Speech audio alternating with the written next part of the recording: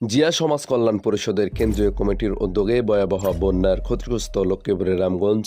উপজেলার ভোলাকোট ইউনিয়নের অন্তর্গত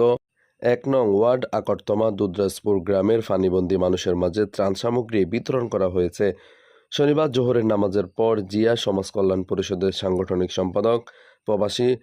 হোসেনের উদ্যোগে এ সময় উপস্থিত ছিলেন ঢাকা মহানগর দক্ষিণ বিএনপির যুগ্ম আহ্বায়ক ও সাবেক কমিশনার হারুনুর রশিদ, উপজেলা বিএনপির সাবেক সিনিয়র সহসভাপতি শাহাবুদ্দিন তুর্কি, সাবেক সাধারণ সম্পাদক ও জেলা বিএনপি সদস্য মিফি আব্দুর রহিম, পৌর বিএনপির সাবেক সদস্য সচিব আলমগীর হোসেন, সাবেক উপজেলা বিএনপির যুগ্ম সাধারণ সম্পাদক মহিবুর রহমান পাটোয়ারি, পৌর বিএনপির যুগ্ম আহ্বায়ক লোকমান হোসেন পাটোয়ারি, পৌর বিএনপির যুগ্ম আহ্বায়ক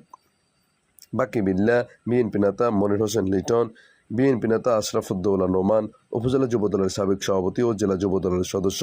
গিয়াসউদ্দিন পলাশ, জেলা যুবদলের সদস্য